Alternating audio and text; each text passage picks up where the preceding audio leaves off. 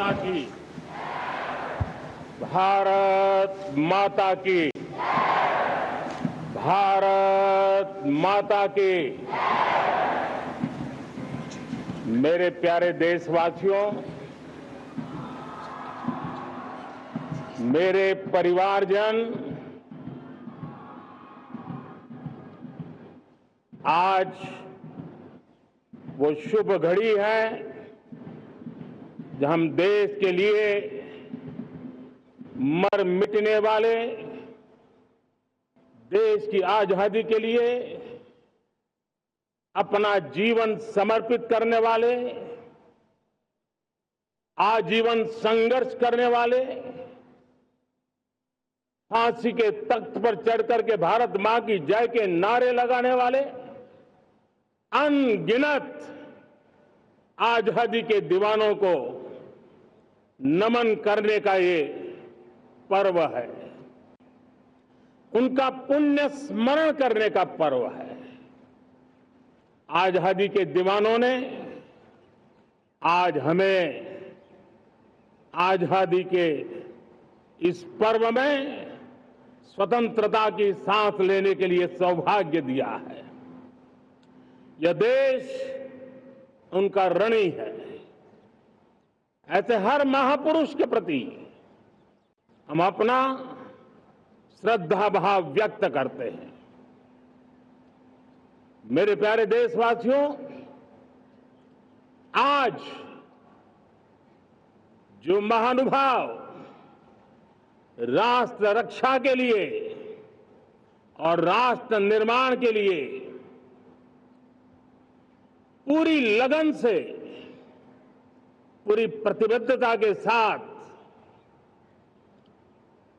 देश की रक्षा भी कर रहे हैं, देश को नई ऊंचाई पर ले जाने का प्रयास भी कर रहे हैं।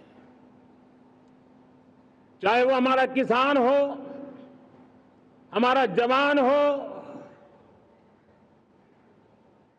हमारे नौजवानों का हौसला हो, हमारी माताओं बहनों का योगदान हो, दलित हो, पीड़ित हो, शोषित हो, वंचित हो, अभावों के बीच भी स्वतंत्रता के प्रति उसकी निष्ठा, लोकतंत्र के प्रति उसकी श्रद्धा, ये पूरे विश्व के लिए एक प्रेरक घटना है। मैं आज ऐसे सभी को आदरपूर्वक नमन करता हूं। प्यारे देशवासियों, इस वर्ष और पिछले कुछ वर्षों से प्राकृतिक आपदा के कारण हम सबकी चिंता बढ़ती चली जा रही है। प्राकृतिक आपदा में अनेक लोगों ने अपने परिवारजन खोए हैं, संपत्ति खोई है, राष्ट्र ने भी पारावार नुकसान भोगा है।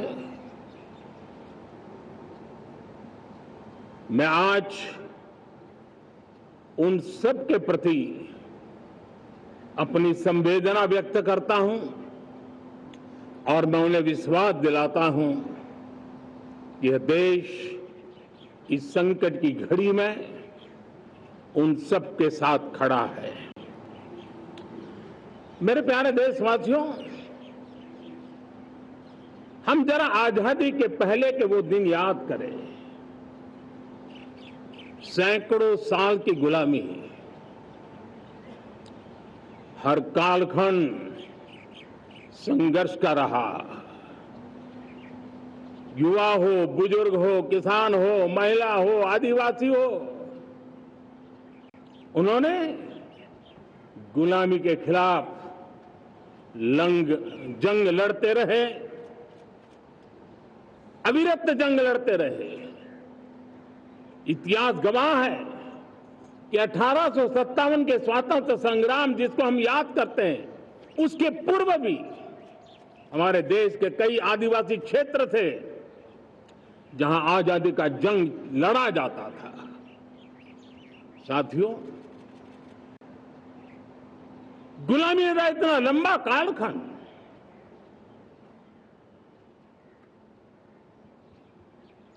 जुल्मी शासक, अपरंपार यातनाएं, सामान्य से सामान्य मानवीयों का विश्वास तोड़ने की हर तरकीब है। उसके बावजूद भी उस समय की जनसंख्या के हिसाब से करीब 40 करोड़ देशवासी आजादी के पूर्व 40 करोड़ देशवासियों ने वो जज्बा दिखाया, वो सामर्थ्य दिखाया, वो एक सपना लेकर के चले, एक संकल्प लेकर के चलते रहे, जूझते रहे। एक ही स्वर था, वंदे मातरम। एक ही सपना था, भारत की आजादी का। 40 करोड़ देशवासियों ने, और हमें गर्व है कि हमारी रगों में उन्हीं का खून है। वो हमारे पूर्वज थे। सिर्फ 40 करोड़ लोगों ने दुनिया की महासत्ता को उखाड़ करके फेंक दिया था, गुलामी की जंजीरों को तोड़ दिया था। अगर हमारे पूर्वज, जिनका खून हमारी रगों में है, आज हम तो 140 करोड़ है। अगर 40 करोड़ गुलामी की बेड़ियों को तोड़ सकते हैं, अगर 40 करोड़ आजादी के सपने को पूर्ण कर सकते हैं, आजादी लेकर के रह सकते हैं, तो 140 करोड़ देश के मेरे नागरिक, 140 करोड़ मेरे परिवारजन अगर संकल्प लेकर के चल पड़ते हैं, एक दिशा निर्धारित करके चल पड़ते हैं, कदम से कदम मिलाकर, कंधे से कंधा मिलाकर अगर चल पड़ते हैं, तो चुनौतियां कितनी भी क्यों ना हो, अभाव की मात्रा कितनी ही तीव्र क्यों ना हो, संसाधनों के लिए जूझने की नौबत हो, तो भी हर चुनौती को पार करते हुए हम समृद्ध भारत बना सकते हैं। हम 2047 विकसित भारत का लक्ष्य प्राप्त कर सकते हैं। अगर 40 करोड़ देशवासी अपने पुरुषार्थ से, अपने समर्पण से, अपने त्याग से, अपने बलिदान से आजादी दे सकते हैं, आजाद भारत बना सकते हैं, तो 140 करोड़ देशवासी उसी भाव से समृद्ध भारत भी बना सकते हैं। साथियों, वो एक समय था जब लोग देश के लिए मरने के लिए प्रतिबद्ध थे और आजादी मिली थी। आज ये समय है देश के लिए जीने की प्रतिबद्धता का। अगर देश के लिए मरने की प्रतिबद्धता आजादी दिला सकती है, तो देश के लिए जीने की प्रतिबद्धता समृद्ध भारत भी बना सकती है।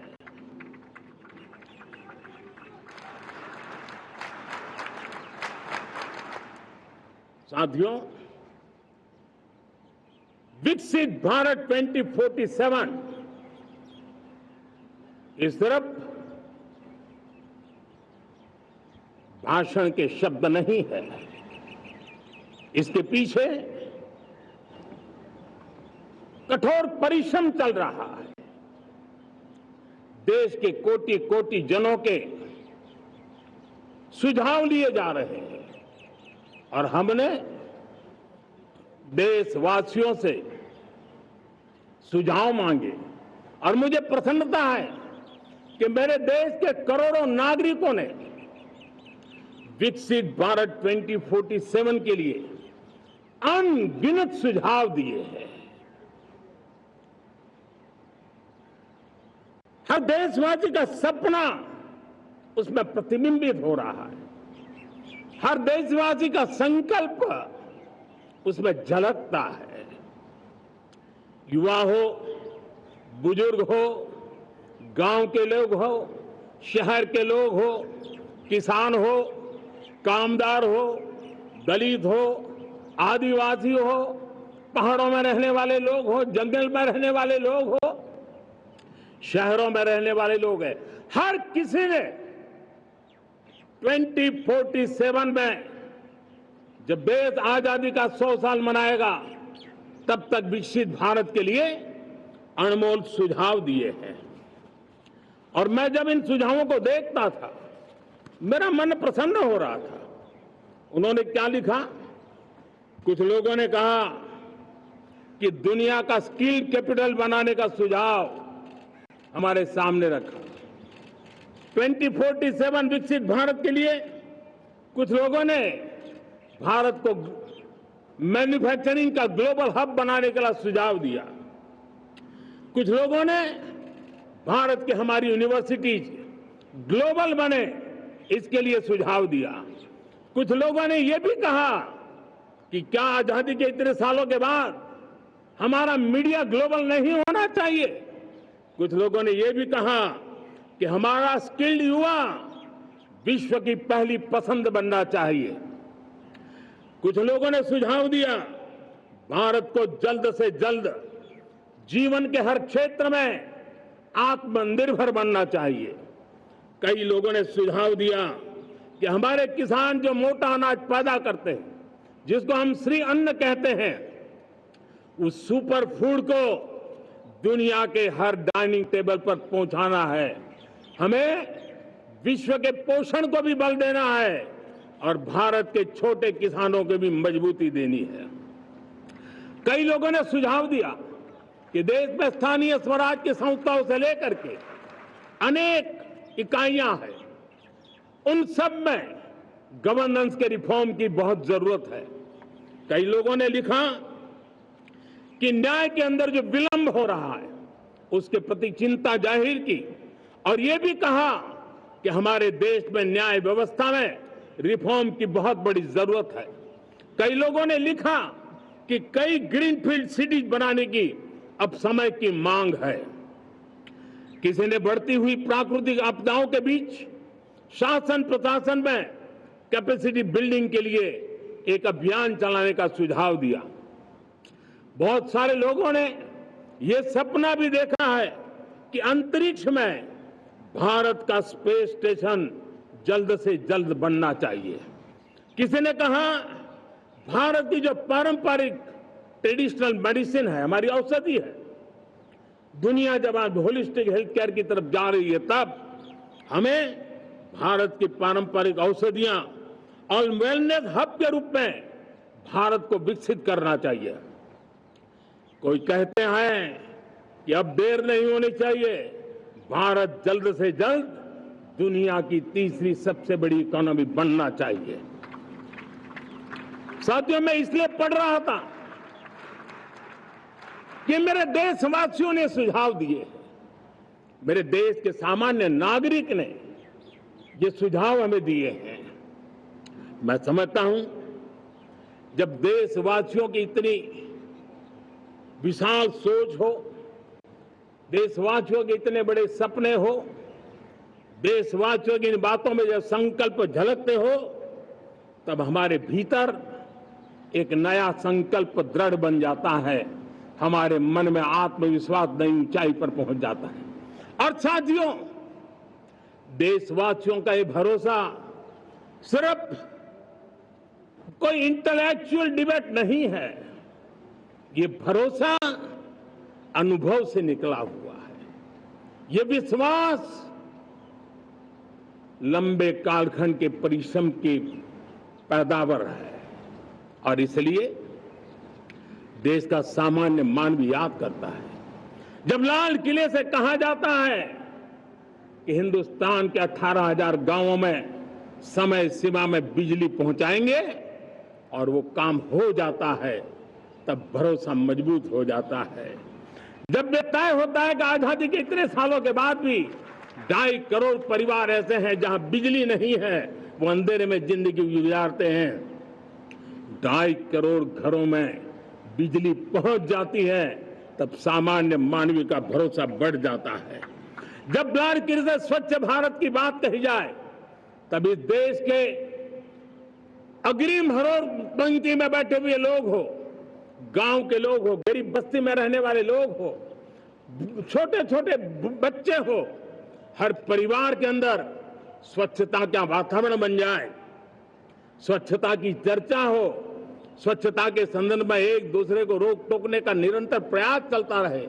मैं समझता हूं कि ये भारत के अंदर आई हुई नई चेतना का प्रतिबिंब है। जब देश के सामने लाल किले से कहा जाए कि आज हमारे परिवारों में 3 करोड़ परिवार ऐसे हैं जिनके घर में नल से जल मिलता है, आवश्यक है हमारे इन परिवारों को पीने का शुद्ध पानी पहुंचे। जल जीवन मिशन के तहत इतने कम समय में नए 12 करोड़ परिवारों को जल जीवन मिशन के तहत नल से जल पहुंच रहा है। आज 15 करोड़ परिवार इसके लाभार्थी बन चुके हैं। हमारे कौन लोग वंचित थे इन व्यवस्थाओं से, कौन पीछे रह गए थे? समाज के अग्रिम पंक्ति के लोग इसके लिए अभाव में नहीं जीते थे। मेरे दलित, मेरे पीड़ित, मेरे शोषित, मेरे आदिवासी भाई बहन, मेरे गरीब भाई बहन, मेरे झुग्गी झोपड़ी में जिंदगी गुजारने वाले लोग, वही तो इन चीजों के अभाव में जी रहे थे। हमने अनेक ऐसे प्राथमिक आवश्यकताओं की पूर्ति के लिए जो प्रयास किया और उसका परिणाम हमारे इन सारे समाज के बंधुओं को मिला है। हमने वोकल फॉर लोकल का मंत्र दिया। आज मुझे खुशी है कि वोकल फॉर लोकल ने अर्थतंत्र के लिए एक नया मंत्र बन गया है। हर डिस्ट्रिक्ट अपनी पैदावार के लिए गर्व करने लगा है। 1 डिस्ट्रिक्ट 1 प्रोडक्ट का माहौल बना है।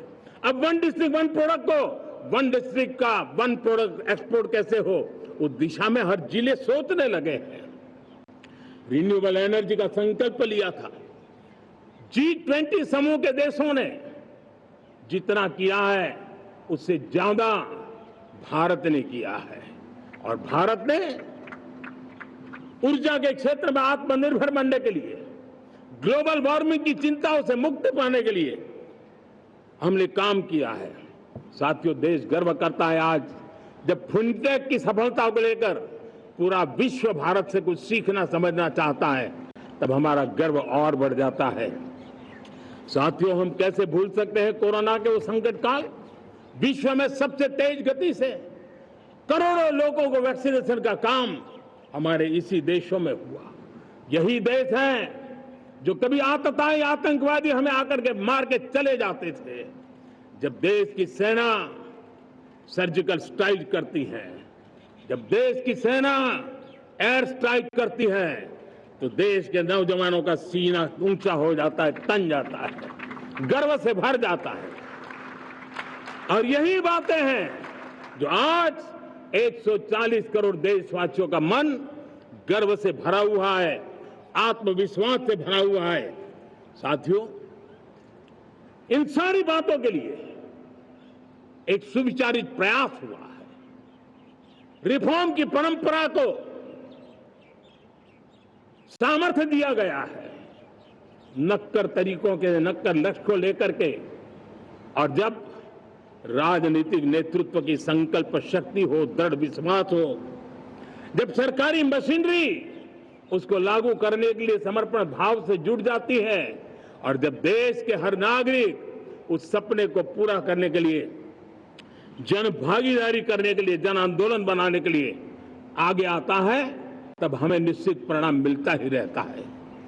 मेरे प्यारे देशवासियों, हम ये न भूलें कि देश उस परिस्थितियों से भी दशकों तक भी आजादी के बाद समय बिताया है, जब होती है, चलती है, अरे यार ये तो चलेगा, अरे हमें क्या मेहनत करने की जरूरत है, अरे मामला है अगली पीढ़ी दिखेगी, अरे हमको मौका मिला है यार, मौज कर लो, आगे वाला आगे का जाने, हमें क्या कर रहा है, हम अपना समय निकाल दें, अरे नया करने जाओगे कोई बवाल उठ जाए, पता नहीं क्यों देश में स्टेटस को का माहौल बन गया था। जो है उसी से गुजारा कर लो, यही का माहौल बन गया था। और लोग तो कहते हैं अरे भाई छोड़ो, अब कुछ होने वाला नहीं है, चलो, ऐसा ही मन बन गया था। हमें इस मानसिकता को तोड़ना था, हमें विश्वास से भरना था, और हमने उस दिशा में प्रयास किया। कई लोग तो कहते थे अरे भाई अगली पीढ़ी के लिए काम हम अभी से क्यों करें, हम तो आज का देखें। लेकिन देश का सामान्य नागरिक ये नहीं चाहता था। वो बदलाव के इंतजार में था, वो बदलाव चाहता था, उसकी ललक थी, लेकिन उसके सपनों को किसी ने तवज्जो नहीं दी, उसकी आशा आकांक्षाओं को अपेक्षाओं को तवज्जो नहीं दी गई, और उसके कारण वो मुसीबतों को झेलते हुए गुजारा करता रहा, वो रिफॉर्म्स का इंतजार करता रहा। हमें जिम्मेदारी दी गई और हमने बड़े रिफॉर्म्स जमीन पर उतारे। गरीब हो, मिडिल क्लास हो, हमारे वंचित लोग हो, हमारी बढ़ती जाती शहरी आबादी हो, हमारे नौजवानों के सपने हो, संकल्प हो, आकांक्षाएं हो, उनके जीवन में बदलाव लाने के लिए रिफॉर्म का मार्ग हमने चुना। और मैं देशवासियों को विश्वास दिलाना चाहता हूं, रिफॉर्म के प्रति हमारी जो प्रतिबद्धता है वो पिंक पेपर के एडिटोरियल के लिए सीमित नहीं है। हमारे रिफॉर्म्स की ये प्रतिबद्धता है वो 4 दिन की वाहवाही के लिए नहीं है। हमारी रिफॉर्म्स की प्रक्रिया किसी मजबूरी में नहीं है, देश को मजबूती देने के इरादे से है। और इसलिए मैं आज कह सकता हूं रिफॉर्म का हमारा मार्ग एक प्रकार से ग्रोथ की ब्लूप्रिंट बनी हुई है। ये हमारा रिफॉर्म, ये ग्रोथ, ये बदलाव, ये सिर्फ डिबेट क्लब के लिए, इंटेलेक्चुअल सोसाइटी के लिए, एक्सपर्ट लोगों के लिए सिर्फ चर्चा का विषय नहीं है। साथियों, हमने राजनीतिक मजबूरी के कारण नहीं किया है। हम जो कुछ भी कर रहे हैं वो राजनीति का भागा गुना करके नहीं सोचते हैं। हमारा एक ही संकल्प होता है, नेशन फर्स्ट, नेशन फर्स्ट, राष्ट्र हित सुप्रीम, ये मेरा भारत महान बने, इसी संकल्प को लेकर के हम कदम उठाते हैं। साथियों, जब रिफॉर्म की बात आती है, एक लंबा परिवेश है। अगर मैं उसकी चर्चा में चला जाऊंगा तो शायद घंटों निकल जाएंगे, लेकिन मैं छोटा सा उदाहरण देना चाहता हूं। बैंकिंग क्षेत्र में जो रिफॉर्म हुआ, आप सोचिए बैंकिंग क्षेत्र का क्या हाल था। न विकास होता था, न विस्तार होता था, न विश्वास बढ़ता था। इतना ही नहीं, जिस प्रकार की कारनामे चले उसके कारण हमारे बैंक संकटों से गुजर रहे थे। हमने बैंकिंग सेक्टर को मजबूत बनाने के लिए अनेकविध रिफॉर्म्स किए, और आज उसका कारण हमारी बैंक विश्व में जो इन्हीं गुनी मजबूत बैंक हैं उसमें भारतीय बैंकों ने अपना स्थान बनाया है।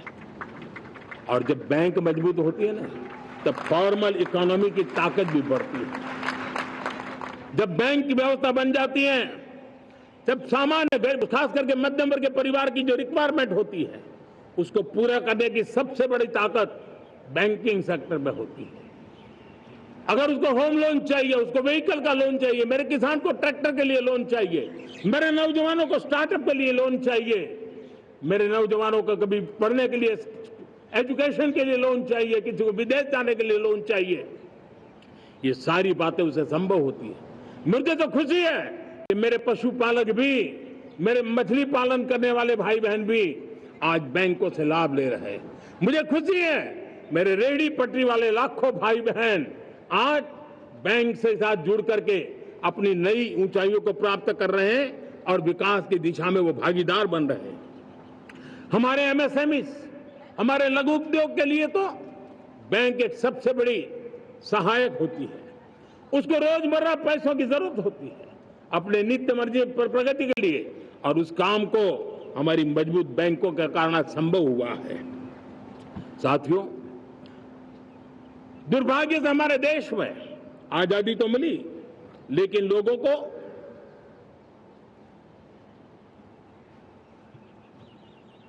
एक प्रकार से माई बाप कल्चर से गुजरना पड़ा।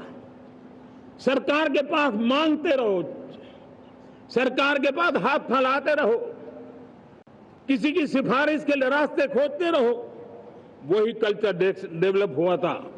आज हमने गवर्नेंस के इस मॉडल को बदला है। आज सरकार खुद लाभार्थी हितार्थी के पास जाती है।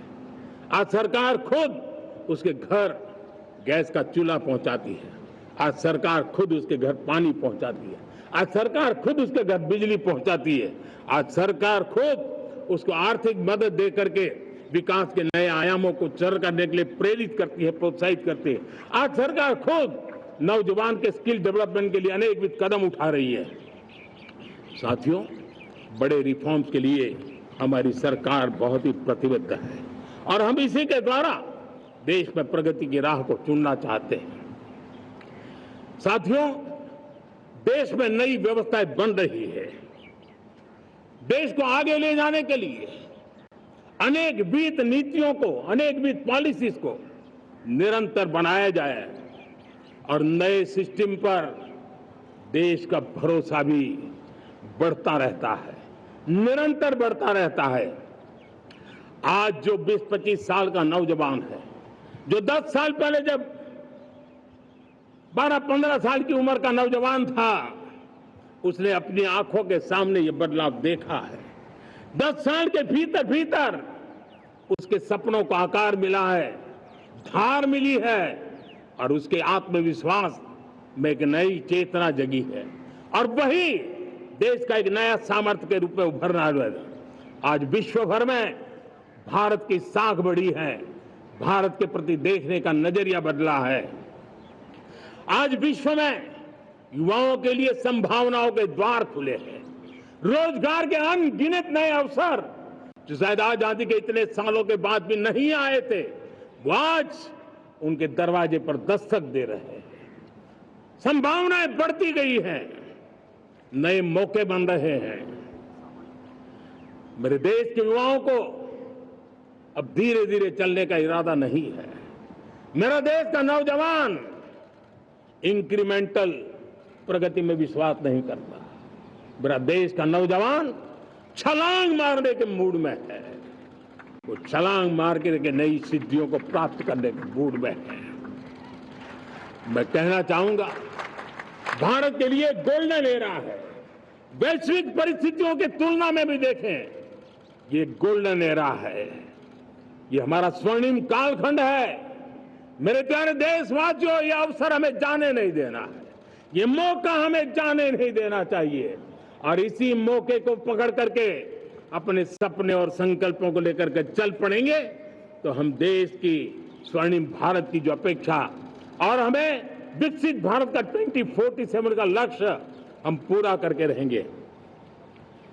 हम सदियों की बेड़ियों को तोड़ करके निकले हैं। आज टूरिज्म का क्षेत्र हो, एमएसएमई का क्षेत्र हो, एजुकेशन हो, हेल्थ सेक्टर हो, ट्रांसपोर्ट सेक्टर हो, खेती और किसानी का सेक्टर हो, हर सेक्टर में एक नया आधुनिक सिस्टम बन रहा है। हम विश्व की बेस्ट प्रैक्टिसेस को भी आगे रखते हुए हम हमारे देश की परिस्थितियों के अनुसार आगे बढ़ना चाहते हैं। हर सेक्टर में आधुनिकता की जरूरत है, नएपन की जरूरत है, टेक्नोलॉजी को जोड़ने की जरूरत है और हर सेक्टर में हमारी नई नीतियों के कारण इन सारे क्षेत्रों में एक नया सपोर्ट मिल रहा है, नई ताकत मिल रही है। हमारे सारे अवरोध हटे, हमारी बंदी से दूर हो, हम पूरे सामर्थ्य के साथ चल पड़े, खिल उठे, सपनों को पा करके रहे, सिद्धि को हम अपने निकट देखें, हम आत्मसात करें, उस दिशा में हम चलना है। अब आप देखिए कितना बड़ा बदलाव रहा है। मैं एकदम जमीनी स्तर की बात करूं, विमेन सेल्फ हेल्प ग्रुप आज 10 साल में हमारे 10 करोड़ बहनें विमेन सेल्फ हेल्प ग्रुप में जुड़ी है। 10 करोड़ नई बहनें। हमें गर्व हो रहा है कि हमारे सामान्य परिवार की गांव की 10 करोड़ महिलाएं आर्थिक रूप से आत्मनिर्भर बन रही हैं। और जब महिला आर्थिक रूप से आत्मनिर्भर बनती हैं, तब परिवार की निर्णय प्रक्रिया की हिस्सेदार बनती हैं, एक बहुत बड़ी सामाजिक परिवर्तन की गारंटी लेकर के आती है। मुझे गर्व है इस बात पर, लेकिन साथ साथ मुझे गर्व इस बात का भी है कि हमारे सीईओ आज दुनिया भर के अंदर अपनी धाक जमा रहे हैं। भारत के हमारे सीईओ विश्व भर में अपनी धाक जमा रहे हैं। हमारे लिए खुशी की बात है कि एक तरफ मेरे सीईओ दुनिया भर में नाम कमा रहे हैं, भारत का नाम बढ़ा रहे हैं, तो दूसरी तरफ विमेन सेल्फ हेल्प ग्रुप से 1 करोड़ मेरी सामान्य परिवार की माताएं बहनें लखपति दीदी बनती है। मेरे लिए ये भी उतना ही गर्व की बात है। अब हमने सेल्फ हेल्प ग्रुप को 10 लाख रुपए से 20 लाख रुपए देने का निर्णय किया है। अब तक 9 लाख करोड़ रुपए बैंकों के माध्यम से हमारे इन विमेन सेल्फ हेल्प ग्रुप को मिले हैं, और जिसकी मदद से वो अपने अनेकविध कामों को बढ़ावा रहे हैं। मेरे साथियों, मेरे नौजवान इस तरफ ध्यान दें। स्पेस सेक्टर एक फ्यूचर है हमारे साथ जुड़ा हुआ, एक महत्वपूर्ण पहलू है। हम उस पर भी बल दे रहे हैं। हमने स्पेस सेक्टर में बहुत रिफॉर्म किए हैं। जिन बंधनों में हमने स्पेस सेक्टर को बांध के रखा था, उसे हमने खोल दिया है। आज सैकड़ों स्टार्टअप्स स्पेस के सेक्टर में आ रहे हैं। वाइब्रेंट बनता जाता हमारा स्पेस सेक्टर भारत को एक शक्तिशाली राष्ट्र बनाने का एक महत्वपूर्ण अंग है, और हम इसको दूर की सोच के साथ मजबूती दे रहे हैं। आज private satellite, private rocket launch हो रहे हैं। ये गर्व की बात है। आज मैं कह सकता हूं, जब नीति सही होती है, नियत सही होती है और पूर्ण समर्पण से राष्ट्र का कल्याण यही मंत्र होता है, तो निश्चित परिणाम हम प्राप्त करके रहते हैं। मेरे प्यारे देशवासियों, आज देश में नए अवसर बने, तब मैं कह सकता हूं 2 चीजें और हुई जिसने विकास को एक गति दी है, विकास को एक नई छलांग दी है। और ये है, पहला है आधुनिक इंफ्रास्ट्रक्चर का निर्माण। हमने इंफ्रास्ट्रक्चर को आधुनिक बनाने की दिशा में बहुत बड़े कदम उठाए हैं। और दूसरी तरफ सामान्य मानवीय के जीवन में जो बाधाएं हैं, ईज ऑफ लिविंग का हमारा जो सपना है, उस पर भी हमने उतना ही बल दिया है। पिछले 1 दशक में अभूतपूर्व इंफ्रास्ट्रक्चर का विकास हुआ है। रेल हो, रोड हो, एयरपोर्ट हो, पोर्ट हो, गवर्नमेंट कनेक्टिविटी हो, गांव गांव नए स्कूल बनाने की बात हो, जंगलों में स्कूल बनाने की बात हो, दूर सुदूर इलाकों में अस्पताल बनाने की बात हो, आरोग्य मंदिर बनाने की बात हो, मेडिकल कॉलेजों का काम हो, आयुष्मान आरोग्य मंदिरों का निर्माण चलता हो, 60,000 से ज्यादा अमृत सरोवर बने हो, 2 लाख पंचायतों तक ऑप्टिकल फाइबर नेटवर्क पहुंचा हो, नहरों का एक बहुत बड़ा जाल बिछाया जा रहा हो, 4 करोड़ पक्के घर बनना, गरीबों को एक नया आश्रय मिलना, 3 करोड़ नए घर बनाने के संकल्प के साथ आगे बढ़ने की हमारी कोशिश हो। हमारा पूर्वी भारत, नॉर्थ ईस्ट, उसका इलाका आज इंफ्रास्ट्रक्चर के लिए जाने जाना लगा है। और हमने ये जो कायाकल्प किया है, उसका सबसे बड़ा लाभ समाज के उन वर्गों तक हम पहुंचे हैं जो ग्रामीण सड़कें वहां बनी है जिनकी तरफ कोई देखता नहीं था, जिस इलाकों को नहीं देखता था, जिन गांवों को नहीं देखता था। दलित हो, पीड़ित हो, शोषित हो, वंचित हो, पिछड़े हो, आदिवासी हो, जंगल में रहने वाले हो, दूर सुदूर पहाड़ों में रहने वाले हो, सीमावर्ती स्थान पर रहने वाले हो, हमने उनकी आवश्यकता की पूर्ति की है। हमारे मछुआरे भाई बहनों की आवश्यकताओं को पूरा करना, हमारे पशुपालकों के जीवन को बदलना, एक प्रकार से सर्वांगीण विकास का प्रयास हमारी नीतियों में रहा, हमारी नीयत में रहा है, हमारे रिफॉर्म में रहा है, हमारे कार्यक्रमों में रहा है, हमारी कार्यशैली में रहा है। और उस सबसे बड़ा लाभ मेरे युवाओं को होता है। उनको नए नए अवसर मिलते हैं, नए नए क्षेत्र में कदम रखने का उसके लिए संभावनाएं बन जाती है, और वही तो सबसे ज्यादा रोजगार दे रहा है। और सबसे ज्यादा रोजगार प्राप्त करने का अवसर इन्हीं समय में उनको मिला है। हमारा जो मध्यम वर्गीय परिवार है, मध्यम वर्गीय परिवार को क्वालिटी ऑफ लाइफ, वो स्वाभाविक उसकी अपेक्षा रहती है। वो देश के लिए बहुत देता है, तो देश का भी दायित्व है कि उसकी जो क्वालिटी ऑफ लाइफ पे जो उसकी अपेक्षाएं हैं, सरकार की कठिनाइयों से मुक्ति की उसकी जो अपेक्षाएं हैं, उसको पूर्ण करने के लिए हम निरंतर प्रयास करते हैं। और मैंने तो सपना देखा है कि 2047 जब विकसित भारत का सपना होगा, तो उसकी एक इकाई ये भी होगी कि सामान्य मानव के जीवन में सरकार की दखलें कम हो, जहां सरकार की जरूरत हो वहां अभाव न हो, और जहां सरकार की बेकारण प्रभाव भी न हो, इस प्रकार की व्यवस्था पर हम प्रतिबद्ध हैं। मेरे प्यारे देशवासियों, हम छोटी छोटी जरूरतों पर भी ध्यान देते हैं, हम छोटी छोटी आवश्यकताओं पर ध्यान देते हैं और उसको लेकर हम चलते हैं। चाहे हमारे गरीब का घर का चूल्हा जलता रहे, गरीब की मां को कभी आंसू पी करके सोना न पड़े, और इसके लिए मुफ्त इलाज की योजना हमारी चल रही है। बिजली, पानी, गैस अब सैचुरेशन के मूड पर है, और जब हम सैचुरेशन की बात करते हैं वो 100% होता है। जब सैचुरेशन होता है तो उसको जातिवाद का रंग नहीं लगता है। जब सैचुरेशन होता है तो उसमें पांथिकता का रंग नहीं लगता है। जब सैचुरेशन का मंत्र होता है तब सच्चे अर्थ में सबका साथ सबका विकास का मंत्र साकार होता है। लोगों के जीवन में सरकार की दखल कम हो, उस दिशा में हमने हजारों कंप्लायंसेस के लिए सरकार सामान्य मानवी पर बोझ डालती थी, उन सारे कंप्लायंसेस को दूर किया।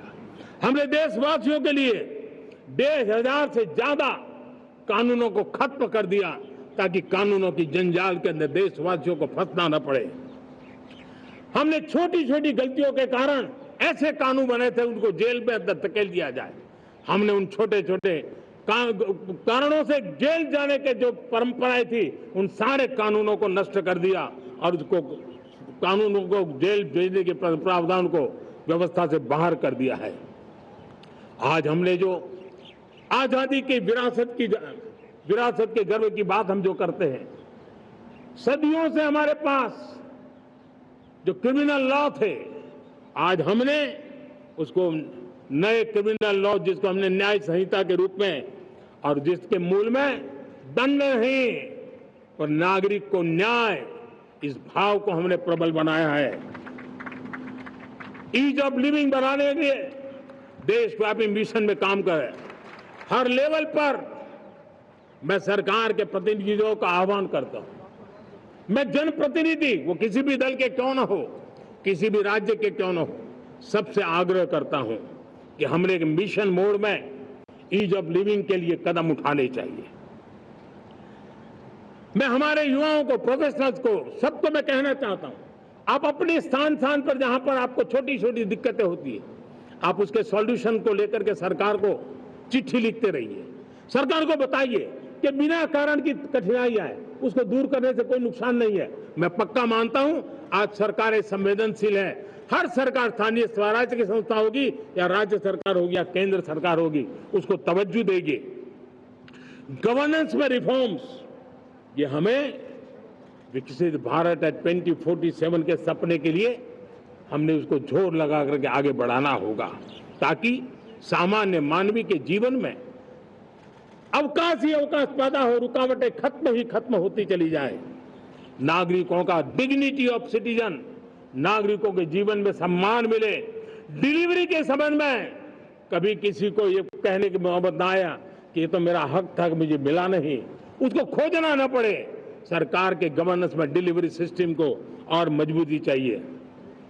आप देखिए देश में जब हम रिफॉर्म की बात करते हैं, आज देश में करीब करीब 3 लाख संस्थाएं काम कर रही है, चाहे पंचायत हो, नगर पंचायत हो, नगर पालिका हो, महानगर पालिका हो, यूटी हो, स्टेट हो, डिस्ट्रिक्ट हो, केंद्र, छोटी मोटी 3 लाख करीब करीब इकाइयां हैं। अगर ये हमारे 3 लाख इकाइयों को मैं आज आह्वान करता हूं कि अगर आप साल में अपने स्तर पर जिन चीजों की जरूरत है सामान्य मानव के लिए 2 रिफॉर्म करें, ज्यादा नहीं कह रहा हूं मेरे साथियों, एक पंचायत हो, एक राज्य सरकार हो, कोई विभाग हो, सिर्फ 1 साल में 2 रिफॉर्म और उसको जमीन पर उतारें। आप देखिए, हम देखते ही देखते 1 साल में करीब करीब 25-30 लाख रिफॉर्म कर सकते हैं। जब 25-30 लाख रिफॉर्म हो जाए तब सामान्य मानवी का विश्वास कितना बढ़ जाएगा, उसकी शक्ति राष्ट्र को नई ऊंचाई पर ले जाने में कितनी काम आएगी। और इसलिए हम अपने स्तर पर होती है चलती से मुक्ति पाकर के बदलावों के लिए आगे आए, हिम्मत के साथ आगे आए। और सामान्य मानवी की जरूरत, छोटी छोटी जरूरत होती है, पंचायत लेवल पर भी वो मुसीबतें झेल रहा है, उन मुसीबतों से हम मुक्ति दिलाएं तो मुझे पक्का विश्वास है कि हम सपनों को पार कर सकते हैं। मेरे प्यारे देशवासियों, आज देश आकांक्षाओं से भरा हुआ है। हमारे देश का नौजवान नई सिद्धियों को चूमना चाहता है, नए नए शिखरों पर वो कदम रखना चाहता है और इसलिए हमारी कोशिश है हर सेक्टर में कार्य को हम गति दें, तेज गति दें और उसके द्वारा पहले हम हर सेक्टर में नए अवसर पैदा करें। दूसरा, ये बदलती हुई व्यवस्थाओं के लिए जो सपोर्टिव इंफ्रास्ट्रक्चर चाहिए, उन इंफ्रास्ट्रक्चर पर हम बदलाव के मजबूती देने की दिशा में काम करें।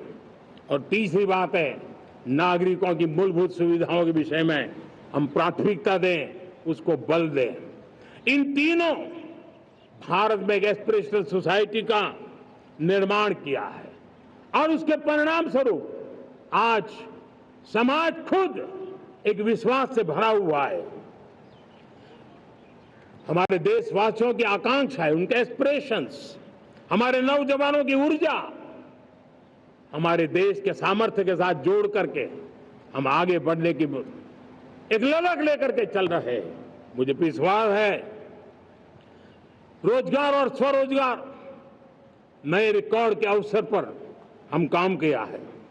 प्रति व्यक्ति आज आय दोगुनी करने में हम सफल हुए हैं। ग्लोबल ग्रोथ में भारत का योगदान बड़ा है। भारत का एक्सपोर्ट लगातार बढ़ रहा है। विदेशी मुद्रा भंडार लगातार बढ़ा हुआ है, पहले से 2 गुना पहुंचा है। ग्लोबल संस्थानों का भारत के प्रति भरोसा बढ़ा है। मुझे विश्वास है भारत की दिशा सही है, भारत की गति तेज है और भारत के सपनों में सामर्थ्य है, लेकिन इन सबके साथ संवेदनशीलता का हमारा मार्ग हमारे लिए ऊर्जा में एक नई चेतना भरता है। मम भाव हमारे कार्य की शैली है। समभाव भी चाहिए, मम भाव भी चाहिए, उसको लेकर के हम चल रहे हैं। साथियों, मैं जब कोरोना काल को याद करता हूं, कोरोना की वैश्विक महामारी के बीच सबसे तेजी से इकोनॉमी को बेहतर बनाने वाला कोई देश है तो वो देश भारत है। तब लगता है कि हमारी दिशा सही है। जब जात पात मत पंथ ऊपर उठकर हर घर तिरंगा फहराया जाता है, तब लगता है देश की दिशा सही है। आज पूरा देश तिरंगा है, हर घर तिरंगा है। न कोई जात है, न कोई पात है, न कोई ऊंच है, न कोई नीच है, सभी भारतीय है। यही तो हमारी दिशा की ताकत है। जब हम 25 करोड़ लोगों को गरीबी से बाहर निकालते हैं, तब हमारा विश्वास पक्का हो जाता है कि हमने गति को बराबर मेंटेन किया है और सपनों को साकार करना दूर नहीं है। जब 100 से अधिक आकांक्षी जिले अपने अपने राज्य के अच्छे जिलों की स्पर्धा कर रहे हैं, बराबरी करने लगे हैं, तो हमें लगता है कि हमारी दिशा और गति दोनों सामर्थ्यवान है।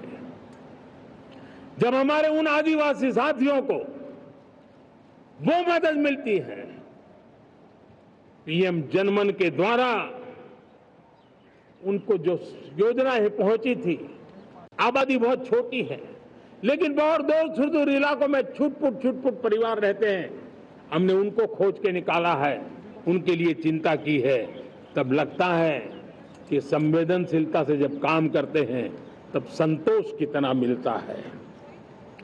वर्किंग वुमेन के लिए पेड मैटरनिटी लीव 12 हफ्ते से बढ़ा करके 26 हफ्ते कर देते हैं। तब सिर्फ नारी का सम्मान ही करते इतना नहीं है, नारी के प्रति संवेदनशील भाव से निर्णय करते इतना नहीं, लेकिन उसके गोद में जो बच्चा पला है ना, उसको एक उत्तम नागरिक बनाने के लिए मां की जो जरूरत है उसमें सरकार रुकावट न बने, इस संवेदनशील भावना से उस निर्णय को हम करते हैं। जब मेरे दिव्यांग भाई बहन भारतीय साइन लैंग्वेज की बात हो या तो सुगम्य भारत का अभियान हो, उसको लगता है कि अब मेरी भी डिग्निटी है, मेरे प्रति देश के नागरिक सम्मान के भाव से देखता है। और पैरालंपिक में तो हमारे खिलाड़ी नई नई ताकत दिखाने लगे हैं, तब लगता है कि ये जो मेरा मम भाव है, हम सबका मम भाव है, उसकी ताकत नजर आती है। हमारे ट्रांसजेंडर समाज के प्रति हम जिस संवेदना के साथ निर्णय बना रहे हैं, हम नए नए कानून बना रहे हैं, उनको सम्मान का जीवन देने के लिए हम प्रयास कर रहे हैं, तब बदलाव की हमारी दिशा सही दिखता है। सेवा भाव से किए गए इन कामों का, जो त्रिविध मार्गों से हम चले हुए, इन कामों का एक सीधा सीधा लाभ आज उसके परिणाम के रूप में हमें नजर आ रहा है। 60 साल बाद लगातार तीसरी बार आपने हमें देश सेवा का मौका दिया है। मेरे 140 करोड़ देशवासी, आपने जो आशीर्वाद दिए हैं, उस आशीर्वाद में मेरे लिए एक ही संदेश है, जन जन की सेवा, हर परिवार की सेवा, हर क्षेत्र की सेवा, और सेवा भाव से समाज की शक्ति को साथ लेकर के विकास की नई ऊंचाइयों पर पहुंचना। 2047 विकसित भारत के सपने को लेकर के चलना, उसी एक संदेश को लेकर मैं आज लाल किले की प्राचीर से हमें आशीर्वाद देने के लिए मैं कोटि कोटि देशवासियों का सर झुका करके आभार व्यक्त करता हूं। मैं उनके प्रति नतमस्तक होता हूं और मैं उनको विश्वास दिलाता हूं कि हमें नई ऊंचाइयों को नए जोश के साथ आगे बढ़ना है। हमें सिर्फ जो हो गया है वो संतोष मान करके बैठने वाले हम लोग नहीं हैं, वो हमारे संस्कार में नहीं है। हम कुछ और करने के लिए, कुछ और आगे बढ़ने के लिए और कुछ और नई ऊंचाइयों को पार करने के लिए हम आगे बढ़ना चाहते हैं। विकास को, समृद्धि को, सपनों को साकार करने को, संकल्प को लिए जीवन खपाने को हम अपना स्वभाव बनाना चाहते हैं, देशवासियों का स्वभाव बनाना चाहते हैं। मेरे प्यारे देशवासियों, आज नई शिक्षा नीति बहुत एक मात्रा में कई राज्यों ने उसको अच्छा इनिशिएटिव लिए हैं और उसके कारण आज एक 21वीं सदी के अनुरूप हमारी शिक्षा व्यवस्था को जो हम बल देना चाहते हैं और विकसित भारत के सपने के लिए जिस प्रकार से मानव समूह तैयार करना चाहते हैं, नई शिक्षा नीति बहुत बड़ी भूमिका अदा। मैं नहीं चाहता हूं कि मेरे देश के नौजवानों को अब विदेशों में पढ़ने के लिए मजबूर होना पड़े। मध्यम वर्गीय परिवार के लाखों करोड़ों रुपया बच्चों को विदेश पढ़ने के लिए भेजने में खर्च हो जाए। हम यहाँ ऐसी शिक्षा व्यवस्था का विकसित करना चाहते हैं कि मेरे देश के नौजवानों को विदेश जाना न पड़े, मेरे मध्यम वर्गीय परिवारों को लाखों करोड़ रुपया खर्च करना न पड़े। इतना ही नहीं, ऐसे संस्थान निर्माण हो ताकि विदेशों से लोग भारत के अंदर उनका मुंह मोड़े। अभी अभी हमने बिहार का हमारा गौरवप्रद इतिहास रहा है, नालंदा यूनिवर्सिटी का पुनर्निर्माण किया है। फिर से एक बार नालंदा यूनिवर्सिटी काम करना शुरू कर दिया है। लेकिन हमें शिक्षा के क्षेत्र में फिर से एक बार सदियों पुराने उस नालंदा स्पिरिट को जगाना होगा, उस नालंदा स्पिरिट को जीना होगा, उस नालंदा स्पिरिट को लेकर के बड़े विश्वास के साथ विश्व की ज्ञान की परंपराओं को नई चेतना देने का काम हमें करना होगा। मुझे पक्का विश्वास है कि नई शिक्षा नीति ने मातृभाषा पर बल दिया है। मैं राज्य सरकारों से कहूंगा, मैं देश की सभी संस्थानों से कहूंगा कि भाषा के कारण हमारे देश की टैलेंट को रुकावट नहीं आनी चाहिए, भाषा अवरुद्ध नहीं होनी चाहिए। मातृभाषा का सामर्थ्य हमारे देश के छोटे छोटे गरीब से गरीब मां के बेटे को भी सपने पूरा करने का ताकत देता है। और इसलिए हमने हमारी मातृभाषा में पढ़ाई, जीवन में मातृभाषा का स्थान, परिवार में मातृभाषा का स्थान, उसकी ओर हमें बल देना होगा। मेरे प्यारे देशवासियों, जिस प्रकार से आज विश्व का बदलाव नजर आ रहा है और तब जाकर के स्किल का महत्व बहुत बढ़ गया है और हम स्किल को और नई एक ताकत देना चाहते हैं। हम इंडस्ट्री 4.0 को ध्यान में रख करके हम स्किल डेवलपमेंट चाहते हैं। हम जीवन के हर क्षेत्र में, हम एग्रीकल्चर सेक्टर में भी कैपेसिटी बिल्डिंग करके देने के लिए स्किल डेवलपमेंट चाहते हैं। हम तो हमारा सफाई का क्षेत्र हो, उसमें भी एक नए स्किल डेवलपमेंट की ओर बल देना चाहते हैं। और हम स्किल इंडिया प्रोग्राम को बहुत व्यापक रूप से इस बार लेकर के आए हैं। बजट में भी इसका बहुत बड़ा, इस बजट में इंटर्नशिप को भी हमने बल दिया है ताकि हमारे नौजवानों को एक एक्सपीरियंस मिले, उनकी कैपेसिटी बिल्डिंग हो और बाजार में उनका ताकत दिखाई दे। उस प्रकार से मैं स्किल युवाओं को तैयार करना चाहता हूं। और जैसे कई बार, और दोस्तों, आज विश्व की परिस्थिति को देखते हुए मैं साफ साफ देख रहा हूं कि भारत का स्किल्ड मैन पावर जो है, हमारा स्किलफुल जो नौजवान है, वो ग्लोबल जॉब मार्केट में अपनी दमक बनाए। हम उस सपने को लेकर के आगे चल रहे हैं। साथियों, विश्व जिस तेजी से बदल रहा है, जीवन के हर क्षेत्र में साइंस और टेक्नोलॉजी का महत्व बढ़ता चला जाने वाला है। हमें साइंस को बहुत बढ़ देने की आवश्यकता है।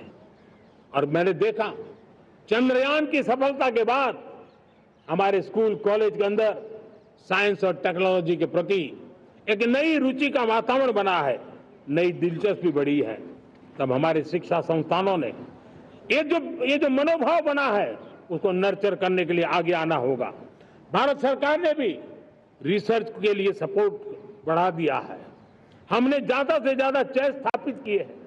हमने नेशनल रिसर्च फाउंडेशन बना करके हमने उसको एक कानूनी परिवेश में ला करके स्थायी रूप से एक व्यवस्था विकसित की है ताकि रिसर्च को लेकर के निरंतर बल मिले और ये रिसर्च फाउंडेशन उस काम को करे।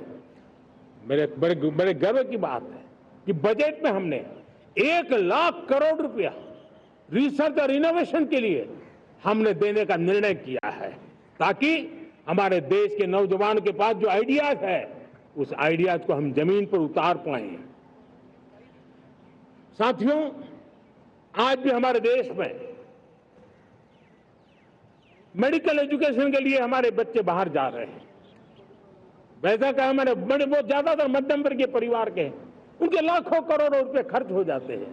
और तब जाकर के हमने पिछले 10 साल में मेडिकल सीटों को करीब करीब 1 लाख कर दिया। आज मैं करीब करीब 25,000 युवा हर साल विदेश में मेडिकल एजुकेशन के लिए जाते हैं। और ऐसे ऐसे देश में जाना पड़ रहा है, कभी कभी जब मैं सुनता हूं तो हैरान हो जाता हूं। और इसलिए हमने तय किया है कि अगले 5 साल में मेडिकल लाइन में 75,000 नई सीटें बनाई जाएगी। मेरे प्यारे देशवासियों, विकसित भारत 2047 वो स्वस्थ भारत भी होना चाहिए। और जब स्वस्थ भारत हो तो आज जो बच्चे हैं उनके पोषण पर आज से ही ध्यान देने की जरूरत है। और इसलिए हमने विकसित भारत की जो पहली पीढ़ी है उनकी तरफ विशेष ध्यान दे करके हमने पोषण का एक अभियान चला है। हमने राष्ट्रीय पोषण मिशन शुरू किया है। पोषण को हमने प्राथमिकता दी है। मेरे प्यारे देशवासियों, हमारी कृषि व्यवस्था को ट्रांसफॉर्म करना बहुत जरूरी है, समय की मांग है। हम सदियों से जिस परंपरा में दबे हुए हैं, जकड़े हुए हैं, उससे मुक्ति पानी होगी। और हमारे किसानों को उसके लिए हम मदद भी दे रहे हैं। हम उसको ट्रांसफॉर्म करने की दिशा में लगातार काम करते आए हैं। आज आसान ऋण दे रहे हैं किसानों को, टेक्नोलॉजी की मदद दे रहे हैं। किसान जो पैदावार करता है उसको वैल्यू एडिशन के लिए हम काम कर रहे हैं। उसके लिए मार्केटिंग के लिए पूरा प्रबंध करते हैं ताकि उसको एंड टू एंड हर जगह पे हैंड होल्डिंग की व्यवस्था हो। उस दिशा में हम काम कर रहे हैं। आज जब धरती माता के प्रति सारा विश्व चिंतित है, जिस प्रकार से उर्वरक के कारण हमारी धरती माता की शहद दिनों दिन बिगड़ता जा रही है, हमारी धरती माता की उत्पादकता क्षमता खत्म होती चली जा रही है, कम होती चली जा रही है। और उस समय मैं मेरे देश के लाखों किसानों का आभार व्यक्त करना चाहता हूं जिन्होंने प्राकृतिक खेती का रास्ता चुना है और हमारी धरती माता की सेवा करने का भी उन्होंने बीड़ा उठाया है। और इस बार बजट में भी हमने प्राकृतिक खेती को बल देने के लिए बहुत बड़ी योजनाओं के साथ बहुत बड़ा बजट में प्रावधान किया है। मेरे प्यारे देशवासियों, आज दुनिया की स्थिति में देखता हूं पूरा विश्व होलिस्टिक हेल्थ केयर की तरफ मुड़ रहा है। और तब उनको ऑर्गेनिक फूड ये उनकी प्रथम पसंद बनी है। आज विश्व के लिए ऑर्गेनिक फूड का अगर कोई फूड बास्केट बन सकता है तो मेरे देश का किसान बना सकता है, मेरा देश बन सकता है। और इसलिए हम आने वाले दिनों में उस सपने को लेकर के आगे चलना चाहते हैं ताकि ऑर्गेनिक फूड की जो विश्व की मांग है उस ऑर्गेनिक फूड का बास्केट हमारा देश कैसे बने, किसानों का जीवन आसान बने, गांव में टॉप क्लास इंटरनेट कनेक्टिविटी मिले, किसानों को स्वास्थ्य सुविधाएं मिले, किसान के बच्चों को पढ़ने के लिए स्मार्ट स्कूल अवेलेबल हो, किसान के बच्चों को रोजगार उपलब्ध हो। छोटी छोटे खेती के टुकड़ों पर पूरा परिवार आज जीना बड़ा मुश्किल हो रहा है, तब उनके नौजवानों के लिए वो स्किल मिले ताकि उनके नए रोजगार मिले, नए आय के साधन बने। इसका एक कॉम्प्रिहेंसिव प्रयास हम कर रहे हैं। बीते वर्षों में वुमेन लेड डेवलपमेंट मॉडल पर हमने काम किया है। इनोवेशन हो, एम्प्लॉयमेंट हो, एंटरप्रेन्योरशिप हो, हर सेक्टर में महिलाओं के कदम बढ़ते जा रहे हैं। महिलाएं सिर्फ भागीदारी बढ़ा रही है ऐसा नहीं, महिलाएं नेतृत्व दे रही है। आज अनेक क्षेत्रों में, आज हमारे रक्षा क्षेत्र में देखिए, हमारा एयरफोर्स हो, हमारी आर्मी हो, हमारी नेवी हो, हमारा स्पेस सेक्टर हो, आज हमारी महिलाओं का हम दमखम देख रहे हैं देश के लिए। लेकिन दूसरी तरफ कुछ चिंता की बातें भी आती हैं और मैं आज लाल किले से फिर बार एक अपनी पीड़ा व्यक्त करना चाहता हूं। एक समाज के नाते हमें गंभीरता से सोचना होगा कि हमारी माताओं, बहनों, बेटियों के प्रति जो अत्याचार हो रहे हैं उसके प्रति देश का आक्रोश है, जन सामान्य का आक्रोश है। इस आक्रोश को मैं महसूस कर रहा हूं। इसको देश को, समाज को, हमारी राज्य सरकारों को गंभीरता से लेना होगा। महिलाओं के विरुद्ध अपराधों की जल्द से जल्द जांच हो, राक्षसी कृत्य करने वालों को जल्द से जल्द कड़ी सजा हो, वो समाज में विश्वास पैदा करने के लिए जरूरी है। मैं ये भी बताना चाहूंगा कि जब बलात्कार की या महिलाओं पर अत्याचार की घटनाएं घटती हैं तो उसकी बहुत चर्चा होती है, बहुत प्रचार होता है, मीडिया में छाया रहता है। लेकिन जब ऐसे राक्षसी मनोवृत्ति व्यक्ति को सजा होती है तो वो खबरों में कहीं नजर नहीं आती, एक कोने में कहीं पड़ा रहता है। अब समय की मांग है कि जिनको सजा होती है उसकी व्यापक चर्चा हो, ताकि ऐसा पाप करने वालों को भी डर पैदा हो कि ये पाप करने की हालत ये होती है कि फांसी पर लटकना पड़ता है। और मुझे लगता है कि डर पैदा करना बहुत जरूरी है। मेरे प्यारे देशवासियों, हमारे देश में ऐसी एक आदत बन गई थी स्वभाव से, हम देश को कम आंकना, देश के प्रति गौरव के भाव का अभाव होना, ये पता नहीं क्यों हमारे जहन में घुस गया था। और हम तो कभी कभी तो लेट आए तो कहते थे इंडियन टाइम, शर्म के साथ हम बोल देते थे। देश को इन चीजों से हमने बाहर लाने में सफलता पाई है। किसी जमाने में कहा जाता था अरे खिलौने भी बाहर से आते थे, वो दिन देखे हमने। आज मैं गर्व से कह सकता हूं कि मेरे देश के खिलौने दुनिया के बाजार में अपनी धमक लेकर के पहुंच रहे हैं।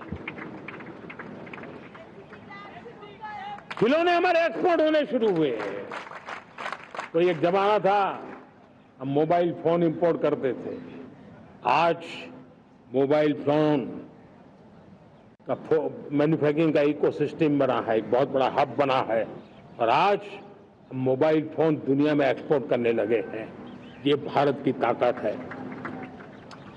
साथियों, भविष्य के साथ सेमीकंडक्टर जुड़ा हुआ है, आधुनिक टेक्नोलॉजी जुड़ी है, एआई जुड़ा हुआ है।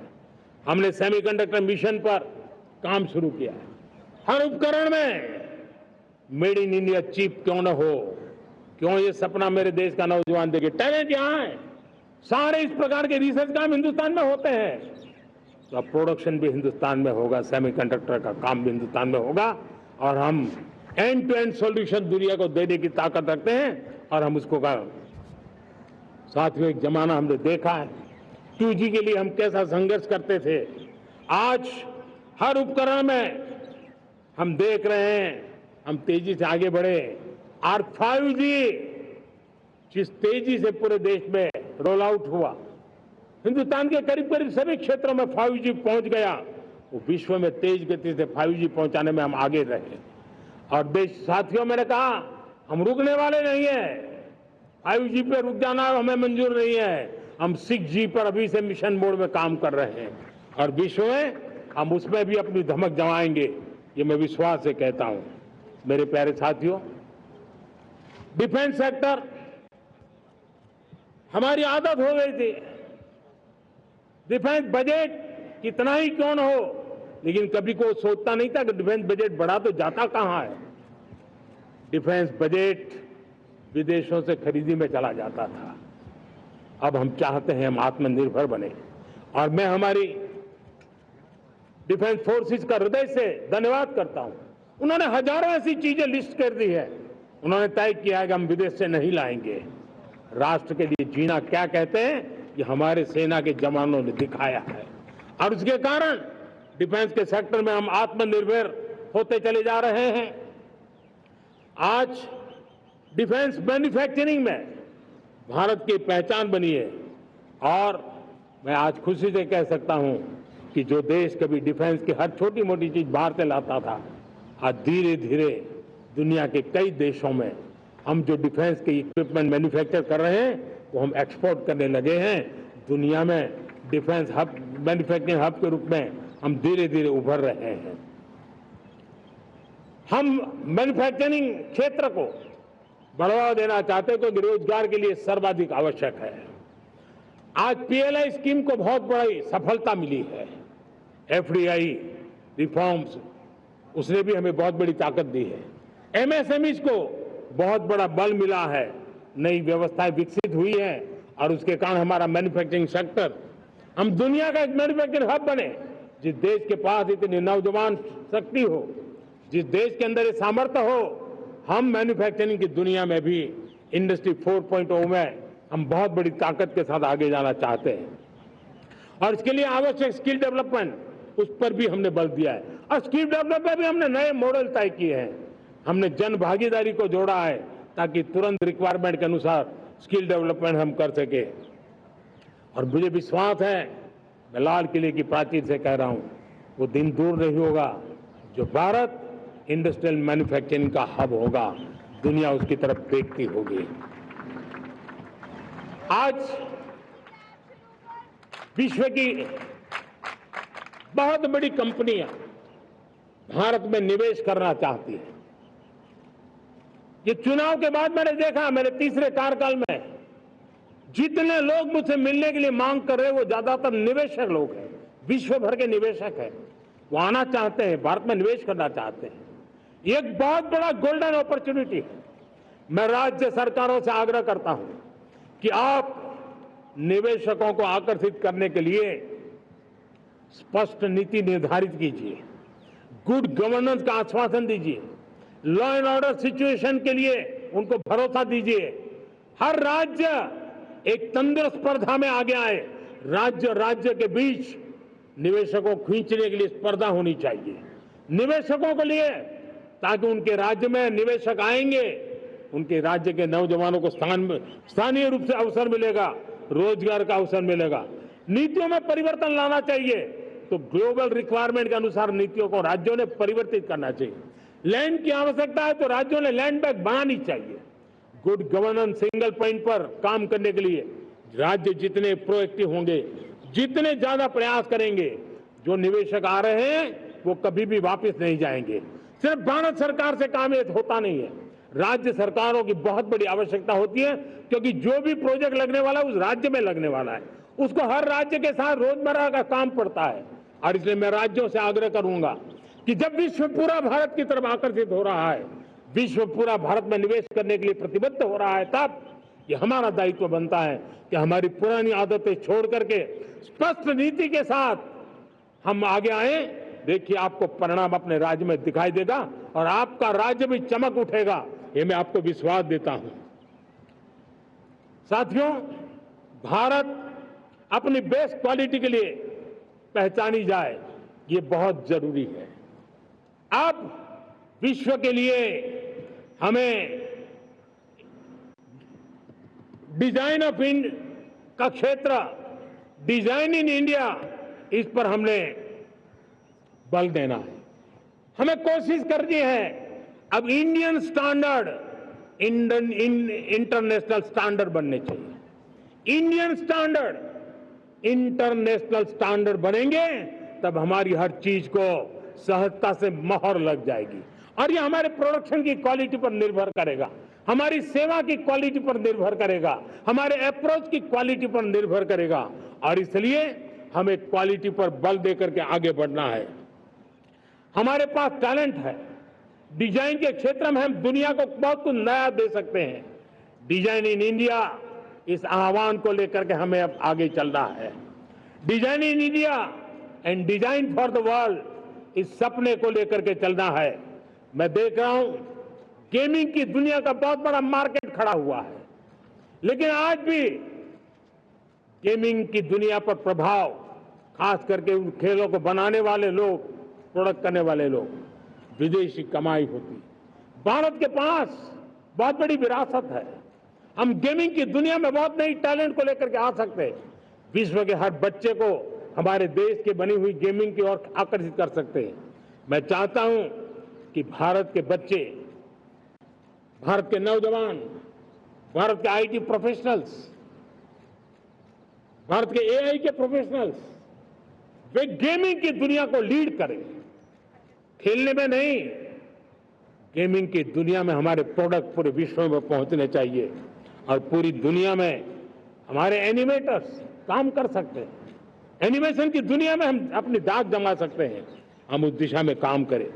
मेरे प्यारे देशवासियों, आज विश्व के अंदर ग्लोबल वार्मिंग, क्लाइमेट चेंज हर क्षेत्र में चिंता और चर्चा का विषय रहता है। भारत ने उस दिशा में काफी कदम उठाए हैं। हम विश्व को आश्वस्त करते रहे हैं और शब्दों से नहीं, अपने कार्यों से, प्राप्त परिणामों से हमने विश्व को आश्वस्त भी किया है और विश्व को आश्चर्यचकित भी किया है। हम ही हैं जिन्होंने सिंगल यूज प्लास्टिक पर प्रतिबंध लगाया है। हमने रिन्यूएबल एनर्जी पर विस्तार किया है। हमने रिन्यूएबल एनर्जी को एक नई ताकत दी है। आने वाले कुछ वर्षों में हम नेट जीरो फ्यूचर की ओर आगे बढ़ रहे हैं। मुझे याद है पेरिस अकॉर्ड में जिन देशों ने अपने लक्ष्य निर्धारित किए थे, आज मैं लाल किले की प्राचीर से मेरे देशवासियों की ताकत दुनिया को बताना चाहता हूं। G20 देश के समूह जो नहीं कर पाए, वो मेरे देश के नागरिकों ने करके दिखाया है। मेरे देशवासियों ने करके दिखाया है। हिंदुस्तान ने करके दिखाया है। पेरिस अकॉर्ड के अंदर जो टारगेट हमने तय किए थे, उन टारगेट को समय से पहले पूरा करने वाला G20 देशों के समूह में अगर कोई है तो एकमात्र मेरा हिंदुस्तान है, एकमात्र मेरा भारत है। और इसलिए गर्व होता है साथियों। रिन्यूएबल एनर्जी के टारगेट हमने पूरे, हम 2030 तक रिन्यूएबल एनर्जी को 500 गीगावाट तक ले जाने के लिए मकसद से काम हुआ। आप कल्पना कर सकते हैं कि कितना बड़ा लक्ष्य है। दुनिया के लोग सिर्फ 500 गीगावाट शब्द सुनते हैं ना, तो मेरी तरफ ऐसे ऐसे देखते हैं।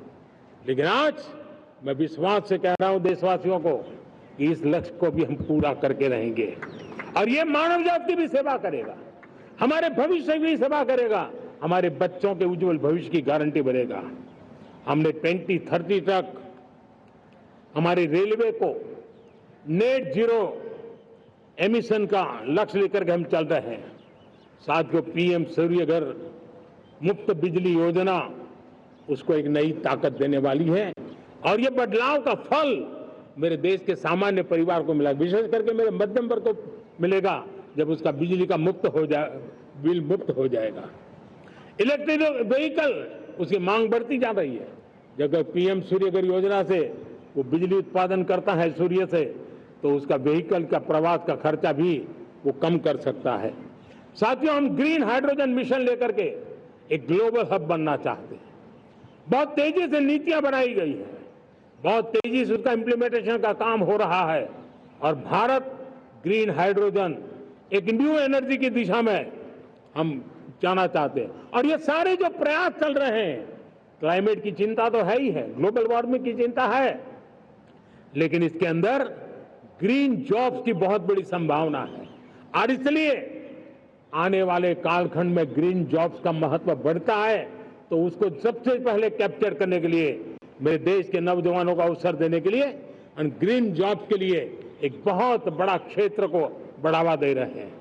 मेरे प्यारे देशवासियों, आज हमारे साथ इस तिरंगे झंडे के नीचे वो नौजवान बैठे हैं जिन्होंने ओलंपिक की दुनिया में भारत का परचम लहराया।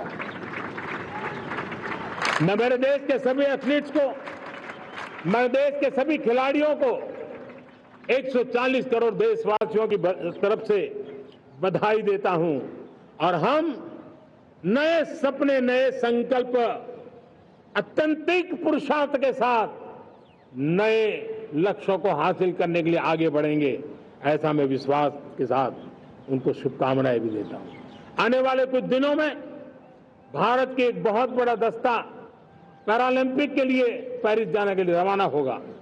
मैं मेरे सभी पैरालंपिक खिलाड़ियों को भी हृदय से बहुत बहुत शुभकामनाएं देता हूं। साथियों, भारत ने G20 को ऑर्गेनाइज किया, हिंदुस्तान के अनेक शहरों में ऑर्गेनाइज किया, 200 से ज्यादा इवेंट किए। पूरे विश्व में G20 का इतना बड़ा व्याप, इतना बड़ा कार्यक्रम कभी नहीं हुआ, इस बार हुआ। इसने एक बात सिद्ध कर दी है कि भारत में बड़े से बड़े कार्यक्रम ऑर्गेनाइज करने की ताकत है। भारत को किसी को भी हॉस्पिटैलिटी का सामर्थ्य भारत में सबसे ज्यादा है। अगर ये सिद्ध हो चुका है तो साथियों, हिंदुस्तान का सपना है कि 2036 में जो ओलंपिक होगा वो मेरे हिंदुस्तान की धरती पर हो। इसके लिए हम तैयारी कर रहे हैं, उसके लिए हम आगे बढ़ें। साथियों, समाज के आखिरी तबके के जो लोग हैं, ये हमारा सामाजिक दायित्व है। अगर कोई पीछे रह जाते हैं तो हमारी आगे बढ़ने की गति कम कर देता है, और इसलिए हम आगे बढ़ना चाहते हैं तो भी सफलता तब मिलती है पीछे वाले को भी साथ साथ आगे ले आए। और इसलिए हम सबका दायित्व बनता है कि हमारे समाज में आज भी जो क्षेत्र पीछे रह गए हैं, जो समाज पीछे रह गए हैं, जो लोग पीछे रह गए हो, हमारे छोटे छोटे किसान हो, हमारे जंगलों में रहने वाले मेरे आदिवासी भाई बहन हो, हमारी माताएं बहनें हो, हमारे मजदूर हो, हमारे श्रमिक साथी हो, हमारे कामगार लोग हो, इन सबको हमें बराबरी में लाने के लिए, हमारे बराबर लाने के लिए भरपूर प्रयास करना है। लेकिन अब गति पकड़ गई है, अब लंबे दिन तक हमें वो करना नहीं पड़ेगा, बहुत जल्द वो हमारे पास पहुंच जाएंगे, हमारी बराबरी में आ जाएंगे, हमारी ताकत बहुत बढ़ जाएगी और बड़ी संवेदना के साथ हमें इस काम को करना है। और इसके लिए एक बहुत बड़ा अवसर आ रहा है।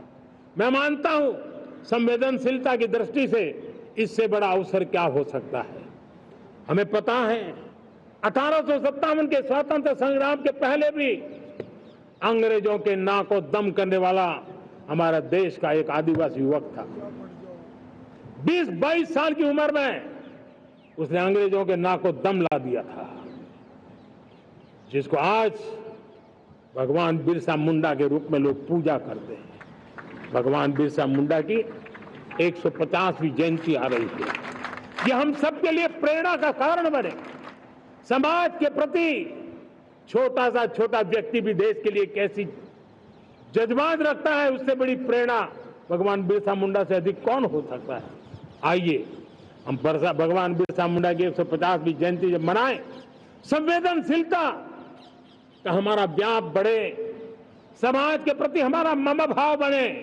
हम समाज के हर व्यक्ति को, गरीबों को, दलित को, पिछड़ों को, आदिवासियों को, हर एक को हम अपने साथ लेकर के चले। इस संकल्प को लेकर के चलना है। मेरे प्यारे देशवासियों, हम संकल्प के साथ तो बढ़ तो रहे हैं, बहुत आगे बढ़ रहे हैं, लेकिन ये भी सच है कि कुछ लोग होते हैं जो प्रगति देख नहीं सकते। कुछ लोग होते हैं जो भारत का भला सोच नहीं सकते हैं। जब तक खुद का भला न हो तब तक उनको किसी का भला अच्छा नहीं लगता है। ऐसी विकृत मानसिकता से भरे हुए लोगों की कमी नहीं होती है। देश को ऐसे लोगों से बचना होगा। वे निराशा की गर्त में डूबे हुए लोग हैं। ऐसे मुट्ठी भर निराशा की गर्त में डूबे हुए लोग जब उनके गोद में विकृति पलती है तब वो विनाश का कारण बन जाती है, सर्वनाश का कारण बन जाती है, एनार्की का मार्ग ले लेती है, और तब देश को इतनी बड़ी हानि हो जाती है जिसकी भरपाई करने में हमें नए सिरे से मेहनत करनी पड़ती है। इसलिए ऐसे जो छुटपुट निराशावादी तत्व होते हैं, वो सिर्फ निराशा इतना नहीं है, उनकी गोद में विकृति पल रही है। ये विकृति विनाश के, सर्वनाश के सपने देख रही है, ताने बाने जोड़ने की प्रयासों में लगी हुई है। देश को इसे समझना होगा। लेकिन मैं देशवासियों को कहना चाहता हूं कि हम हमारी नेक नीयत से, हमारी ईमानदारी से, राष्ट्र के प्रति हमारे समर्पण से हम सारी परिस्थितियों के बावजूद भी विपरीत मार्ग पर जाने वालों के लिए भी, उनके भी दिल जीत करके हम देश को आगे बढ़ने के हमारे संकल्प में कभी भी पीछे नहीं हटेंगे, ये मैं विश्वास दिलाना चाहता हूं। साथियों, चुनौतियां हैं, अनगिनत चुनौतियां हैं। चुनौतियां भीतर भी है, चुनौतियां बाहर भी है। और जैसे जैसे हम ताकतवर बनेंगे, जैसे जैसे हमारा तवज्जो बढ़ेगा, तो चुनौतियां भी बढ़ने वाली है, बाहर की चुनौतियां और बढ़ने वाली है। और मुझे उसका भली भांति अंदाज है।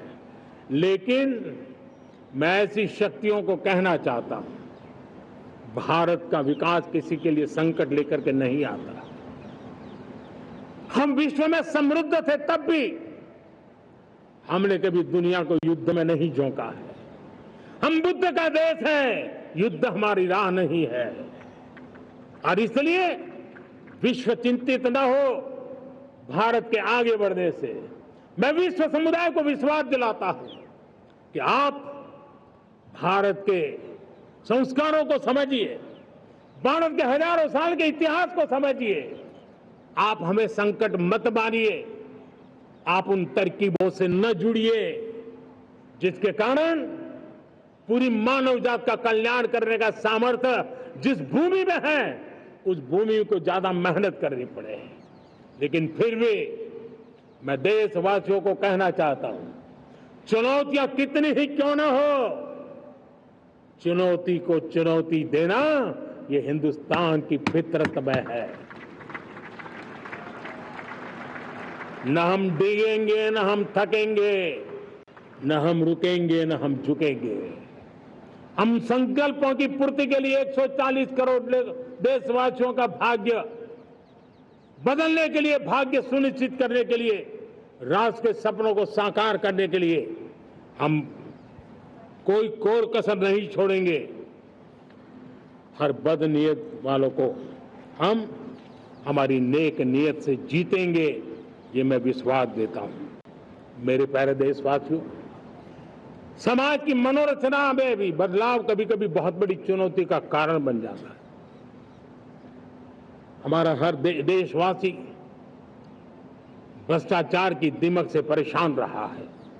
हर स्तर के भ्रष्टाचार ने सामान्य मानवीय का व्यवस्थाओं के प्रति विश्वास तोड़ दिया है। उसको अपनी योग्यता, क्षमता का प्रति अन्याय की जो गुस्सा होता है, वो राष्ट्र की प्रगति में नुकसान करता है। और इसलिए हमने व्यापक रूप से भ्रष्टाचार के खिलाफ एक जंग छेड़ा है। मैं जानता हूं इसकी कीमत मुझे चुकानी पड़ती है, मेरी प्रतिष्ठा को चुकानी पड़ती है, लेकिन राष्ट्र से बड़ी मेरी प्रतिष्ठा नहीं हो सकती है, राष्ट्र के सपनों से बड़ा मेरा सपना नहीं हो सकता। और इसलिए ईमानदारी के साथ भ्रष्टाचार के खिलाफ मेरी लड़ाई जारी रहेगी, तीव्र गति से जारी रहेगी और भ्रष्टाचारियों पर कार्रवाई जरूर होगी। मैं भ्रष्टाचारियों के लिए भय का वातावरण पैदा करना चाहता हूं, ताकि देश के सामान्य नागरिक को लूटने की जो परंपरा बनी है, उस परंपरा को मुझे रोकना है।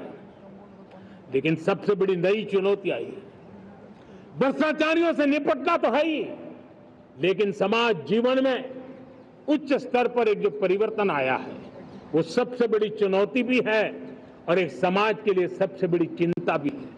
क्या कोई कल्पना कर सकता है कि मेरे ही देश में इतना महान संविधान हमारे पास होने के बावजूद भी कुछ ऐसे लोग निकल रहे हैं जो भ्रष्टाचार का महिमा मंडन कर रहे हैं, खुलेआम भ्रष्टाचार का जय जयकार कर रहे हैं। समाज में इस प्रकार के बीज बोने का जो प्रयास हो रहा है, भ्रष्टाचार का जो महिमा मंडन हो रहा है, भ्रष्टाचारियों की स्वीकार्यता बढ़ाने का जो निरंतर प्रयास चल रहा है, वो स्वस्थ समाज के लिए बहुत बड़ी चुनौती बन गया है, बहुत बड़ी चिंता का विषय बन गया है। भ्रष्टाचारियों के प्रति समाज में दूरी बनाए रखने से ही किसी भी भ्रष्टाचारी को उस रास्ते पर जाने से डर लगेगा। अगर उसका महिमा मंडन होगा तो जो आज भ्रष्टाचार नहीं करता है उसको भी लगता है कि ये तो समाज में प्रतिष्ठा का रंग बन जाता है, उस रास्ते में जाने में बुरा नहीं है। मेरे प्यारे देशवासियों, बांग्लादेश में जो कुछ भी हुआ है उसको लेकर पड़ोसी देश के नाते चिंता होना, मैं इसको समझ सकता हूं। मैं आशा करता हूं कि वहां पर हालात जल्द ही सामान्य होंगे, खास करके 140 करोड़ देशवासियों की चिंता कि वहां हिंदू, वहां के अल्पसंख्यक, उस समुदाय की सुरक्षा सुनिश्चित हो। भारत हमेशा चाहता है कि हमारे पड़ोसी देश सुख और शांति के मार्ग पर चले। शांति के प्रति हमारा कमिटमेंट है, हमारे संस्कार है। हम आने वाले दिनों में बांग्लादेश की विकास यात्रा में हमेशा हमारा शुभचिंतन ही रहेगा, क्योंकि हम मानव जात की भलाई सोचने वाले लोग हैं। मेरे प्यारे देशवासियों, हमारे संविधान को 75 वर्ष हो रहे हैं। भारत के संविधान के 75 वर्ष की यात्रा देश को एक बनाना, देश को श्रेष्ठ बनाने में बहुत बड़ी भूमिका रही है। भारत के लोकतंत्र को मजबूती देने में हमारे देश के संविधान की बहुत बड़ी भूमिका रही है। हमारे देश के दलित, पीड़ित, शोषित, वंचित को सुरक्षा देने का बहुत बड़ा काम हमारे संविधान ने किया है। अब जब संविधान के 75 वर्ष हम मनाने जा रहे हैं, तब हम देशवासियों ने संविधान में निर्दिष्ट कर्तव्य के भाव पर बल देना बहुत जरूरी है। और जब मैं कर्तव्य की बात करता हूं, तब मैं सिर्फ नागरिकों पर बोझ बनाना नहीं चाहता। कर्तव्य केंद्र सरकार के भी है, कर्तव्य केंद्र सरकार के हर मुलाजिम के भी है, कर्तव्य राज्य सरकारों के भी है, राज्य सरकार के मुलाजिम के हैं, कर्तव्य हर स्थानीय स्वराज संस्था के हैं, चाहे पंचायत हो, नगर पालिका हो, महानगर पालिका हो, तहसील हो, जिला हो, हर किसी के कर्तव्य है। लेकिन साथ साथ 140 करोड़ देशवासियों की कर्तव्य है। अगर हम सब मिल करके अपने कर्तव्यों का निर्वाह करेंगे तो हम अपने आप औरों के अधिकारों की रक्षा करने के लिए निमित्त बनेंगे। और जब कर्तव्य का पालन होता है तब अधिकारों की रक्षा निहित होती है, उसके लिए कोई अलग से प्रयास करने की जरूरत नहीं पड़ जाती है। मैं चाहता हूं कि हमारे इस भाव को लेकर के हम चलेंगे, हमारा लोकतंत्र भी मजबूत होगा, हमारा सामर्थ्य और बढ़ेगा और हम एक नई शक्ति के साथ आगे बढ़ेंगे। मेरे प्यारे देशवासियों, हमारे देश में सुप्रीम कोर्ट ने बार बार यूनिफॉर्म सिविल कोड को लेकर जो चर्चा की है, अनेक बार आदेश दिए हैं, क्योंकि देश का एक बहुत बड़ा वर्ग मानता है और उसमें सच्चाई भी है कि जिस सिविल कोड को हम लेकर के जी रहे हैं, वो सिविल कोड सचमुच में तो एक प्रकार का कम्युनल सिविल कोड है, भेदभाव करने वाला सिविल कोड है। ऐसे सिविल कोड से जब संविधान के 75 वर्ष मना रहे हैं और संविधान की भावना भी जो हमें कहती है करने के लिए, देश की सुप्रीम कोर्ट भी हमें कहती है करने के लिए, और तब जो संविधान निर्माताओं का सपना था, उस सपने को पूरा करना हम सबका दायित्व है। और मैं मानता हूं इस गंभीर विषय पर देश में चर्चा हो, व्यापक चर्चा हो, हर कोई अपने विचारों को लेकर के आए और उन कानूनों को, जो कानून धर्म के आधार पर देश को बांटते, जो ऊंच नीच का कारण बन जाते हैं, ऐसे कानूनों को आधुनिक समाज में कोई स्थान नहीं हो सकता है। और इसलिए मैं तो कहूंगा, अब समय की मांग है कि देश में एक सेकुलर सिविल कोड हो। हमने कम्युनल सिविल कोड में 75 साल बिताए हैं, अब हमें सेक्युलर सिविल कोड की तरफ जाना होगा और तब जाकर के देश में धर्म के आधार पर जो भेदभाव हो रहे हैं, सामान्य नागरिक को जो दूरी महसूस होती है, उससे हमें मुक्ति मिलेगी। मेरे प्यारे देशवासियों, जब मैं देश में एक चिंता हमेशा कहता हूं, परिवारवाद, जातिवाद भारत के लोकतंत्र को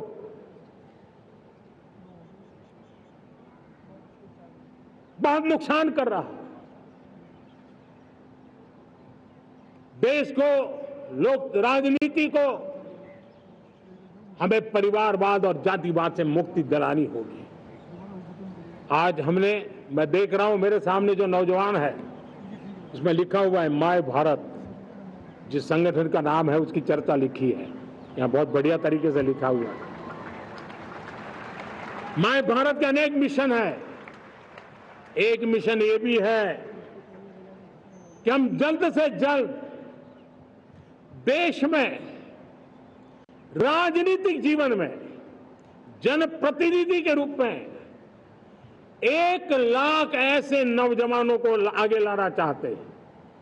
शुरुआत में 1 लाख नौजवानों को आगे लाना चाहते हैं, जिनके परिवार में किसी का भी कोई राजनीतिक बैकग्राउंड न हो, जिसके माता पिता भाई बहन चाचा मामा मामी कभी भी राजनीति में नहीं रहे, किसी भी पीढ़ी में नहीं रहे, ऐसे होनहार नौजवानों को फ्रेश ब्लड 1 लाख, चाहे वो पंचायत में आए, चाहे नगर पालिका में आए, चाहे जिला परिषदों में आए, चाहे विधानसभा में आए, लोकसभा में आए, 1 लाख नए नौजवान, कोई भी प्रकार का पूर्व का राजनीतिक इतिहास उनके परिवार का ना हो, ऐसे फ्रेश लोग राजनीति में आए ताकि जातिवाद से मुक्ति मिले, परिवारवाद से मुक्ति मिले, लोकतंत्र को समृद्धि मिले। और जरूरी नहीं है कि एक दल में जाए, उनको जो पसंद हो दल में जाए, उस दल में जाकर के वो जनप्रतिनिधि बनकर के आगे आए। देश तय करके चले कि आने वाले दिनों में 1 लाख ऐसे नौजवान जो परिवार राजनीति से दूर दूर का संबंध नहीं है, ऐसे फ्रेश ब्लड आएंगे तो सोच भी नहीं आएगी, सामर्थ्य भी नहीं आएगा, लोकतंत्र समृद्ध होगा। और इसलिए हमें इस दिशा में आगे होना है। और मैं चाहूंगा कि देश ने बार बार चुनाव इस देश की प्रगति में रुकावट बन रहे हैं, गतिरोध पैदा कर रहे हैं। आज कोई भी योजना को चुनाव के साथ जोड़ देना आसान हो गया है, क्योंकि हर 3 महीने 6 महीने कहीं न कहीं चुनाव चल रहा है। कोई भी योजना जाहिर करोगे आप तो मीडिया में देखेंगे, चुनाव आया तो फलाना हो गया, चुनाव आया तो फलाना हो गया। हर काम को चुनाव के रंग से रंग दिया गया है। और इसलिए देश में व्यापक चर्चा हुई है, सभी राजनीतिक दलों ने अपने विचार रखे हैं। एक कमेटी ने बहुत बढ़िया अपना रिपोर्ट तैयार किया है। 1 नेशन 1 इलेक्शन के लिए देश को आगे आना होगा। मैं लाल किले से तिरंगे की साक्षी में देश के राजनीतिक दलों से आग्रह करता हूं, देश के संविधान को समझने वाले लोगों से आग्रह करता हूं कि भारत की प्रगति के लिए, भारत के संसाधनों का सर्वाधिक उपयोग जन सामान्य के लिए हो, उसके लिए 1 नेशन 1 इलेक्शन के सपने को साकार करने के लिए हमें आगे आना चाहिए। मेरे प्यारे देशवासियों, भारत का स्वर्णिम कालखंड है। 2047 विकसित भारत, ये हमारी प्रतीक्षा कर रहा है। बाधाएं, रुकावटें, चुनौतियां, उसको परास्त करके एक दृढ़ संकल्प के साथ ये देश चलने के लिए प्रतिबद्ध है।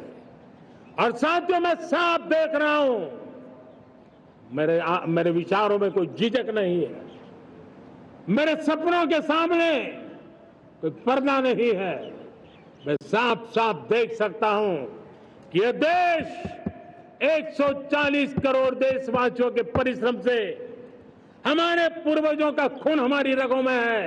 अगर वो 40 करोड़ लोग आजादी के सपनों को पूर्ण कर सकते हैं तो 140 करोड़ देशवासी समृद्ध भारत के सपने को साकार कर सकते हैं।